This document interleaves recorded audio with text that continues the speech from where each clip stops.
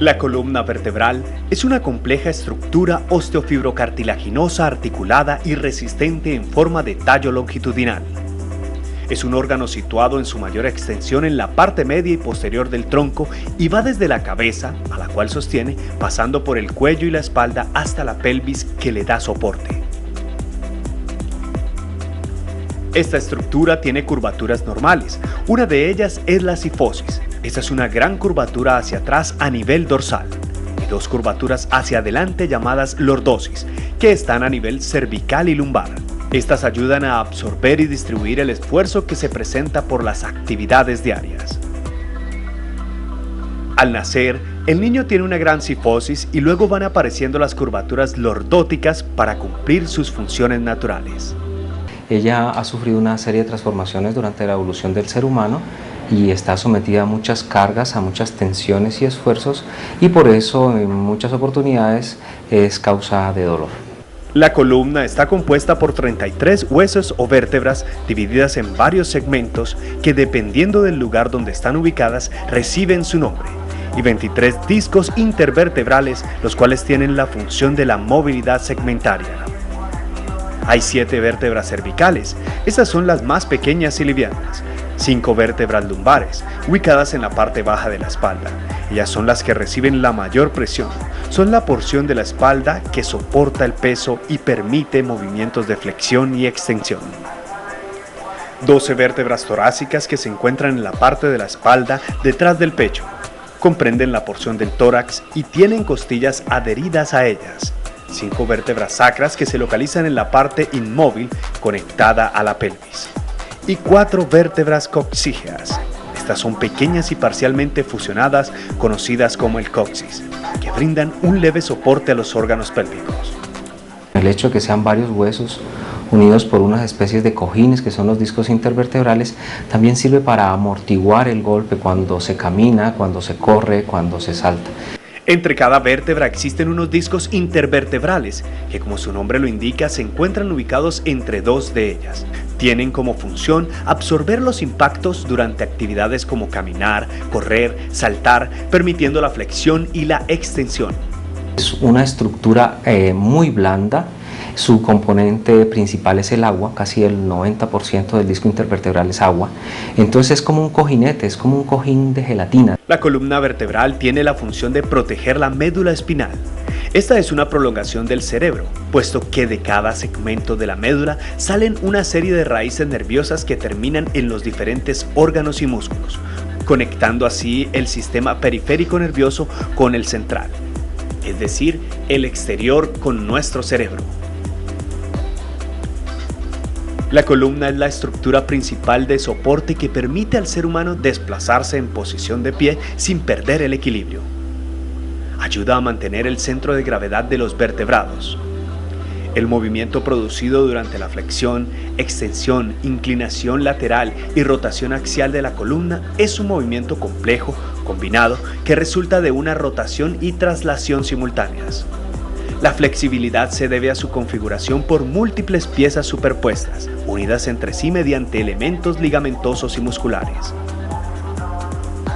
El ser humano en su acontecer diario expone esta estructura ósea a múltiples esfuerzos propios de sus actividades, lesionando en algunas ocasiones los discos intervertebrales, haciendo que se produzca un rompimiento en la zona fibrosa y permitiendo que el núcleo pulposo se desplace. Esto es lo que normalmente se conoce como hernia discal. Consiste en la migración del contenido del disco intervertebral por fuera de su sitio natural. Lo usual es que él tenga una migración hacia una zona donde no debe estar y donde puede generar presión sobre algunos nervios. Cuando el anillo fibroso falla, principalmente en región cervical y en región lumbar, entonces el contenido pulposo del disco sale.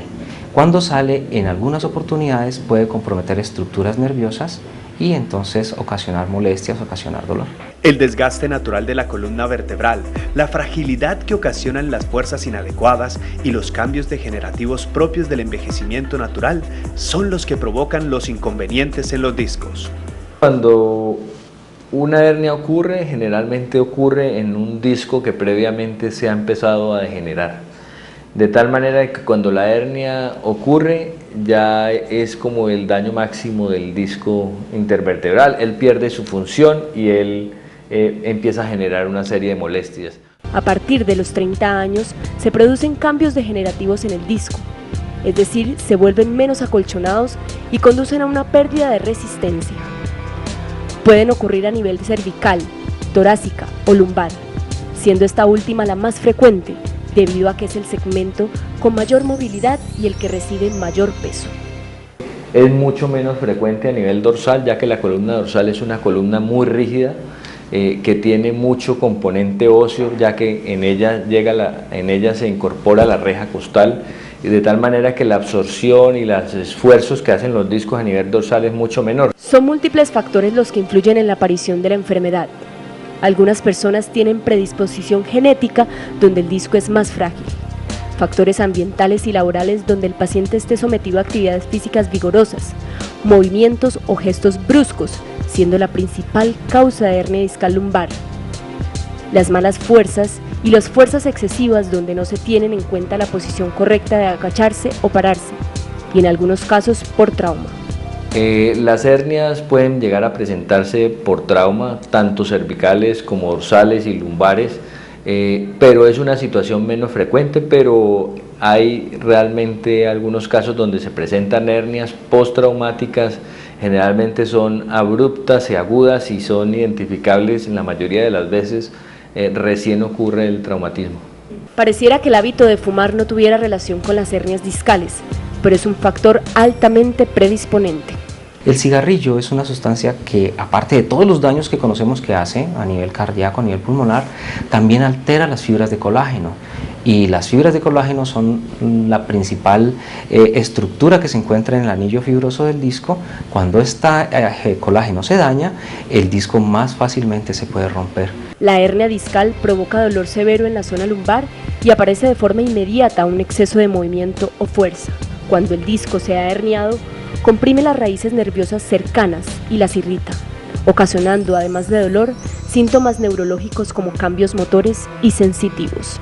Sentimos un dolor que comienza en la región lumbar, baja por la parte posterior de la pierna hasta prácticamente el pie, lo que la gente llama comúnmente ciática. ¿Sí? Entonces el dolor de característica ciático, o sea un dolor por toda la parte de atrás de la pierna, puede indicar que la persona está sufriendo una irritación de una raíz. Si la persona es joven, la principal razón puede ser una hernia de disco. La localización del dolor depende de cuál disco esté debilitado y qué tan fuerte es, depende de qué tanta presión está poniendo el disco sobre el nervio. Alrededor del 1% de la población con hernias discales poseen discapacidad crónica por este motivo. Lo más frecuente es que pueda llegar a producir debilidad en algún músculo de las extremidades, y esa situación puede generar una discapacidad o una limitación funcional en el paciente. Puede sufrir una necrosis y la raíz muere. Esas estructuras que dependen de esa raíz van a dejar de funcionar. Entonces, si es algún músculo, ese músculo va a perder la fuerza. Si es una área sensitiva, vamos a dejar de sentir en esa parte. Cuando es diagnosticada una hernia discal, el tratamiento se inicia con analgésicos para el dolor, antiinflamatorios para compensar la inflamación e irritación del nervio afectado y reposo. Posteriormente se inicia un programa de rehabilitación y de fisioterapia encaminado fundamentalmente a reducir la tensión y la presión sobre ese nervio que genera la hernia discal. La terapia física empieza con una higiene postural donde el paciente toma conciencia de cómo se sienta, cómo se acuesta o cómo se inclina. También se emplean técnicas como ultrasonido, frío y calor, corriente y ejercicios de fortalecimiento. Para los pacientes con hernias lumbares y cervicales, la cama de tracción eléctrica, en la cual se hace como una separación de todas las partes articulares, la parte de la anatomía, que ayudan como a liberar pues esa parte de la médula, de la columna que ha sido pues desplazada. El 90% de los pacientes mejoran o se curan con el tratamiento médico y un adecuado reposo. Entre el 60 y el 80% de los pacientes con hernias de disco intervertebral diagnosticadas por primera vez se recuperan solos. Sin embargo, los avances en la tecnología y la medicina ofrecen cirugías para esta enfermedad. pero solo se considera en casos muy específicos. Se reserva para los pacientes en los cuales ha empezado a presentarse un déficit neurológico o una debilidad progresiva de la extremidad, ya sea que vaya perdiendo la fuerza o que haya parálisis de alguno de los músculos a los cuales llega esa raíz o ese nervio inflamado. Después de los 35 años de edad, de un 20 a un 30% de las personas pueden tener degeneración de los discos intervertebrales. Incluso hay hernias leves que se pueden presentar sin dolor. Por ello es de vital importancia tomar conciencia sobre la postura y en general sobre el trabajo que se le delega a la columna vertebral. Un buen manejo de espalda previene las hernias discales. O sea, una persona que aprende a manejar su espalda, aprende que tiene que doblar las rodillas para recoger algo que está en el piso, que no debe levantar cosas de más de 10, 12 kilos él solo, sino que tiene que ayudarse de otra persona. Si sabe que tiene que hacer ejercicio para mantener una buena musculatura, que le mantenga una buena postura a nivel de la columna cervical y de la columna lumbar, pues va a prevenir la aparición de una hernia. Se aprende a hacer higiene postural, se aprende a manejar su espalda y aprende a consultar al especialista en dolor, vive durante mucho tiempo con hernias de disco o con degeneraciones de disco. La tendencia mundial en la actualidad es a repetir los procedimientos analgésicos cuando estos procedimientos son efectivos. Normalmente hay que hacerlos 3 o 4 veces al año y eso le permite a la gente mantenerse integrada con sus actividades usuales.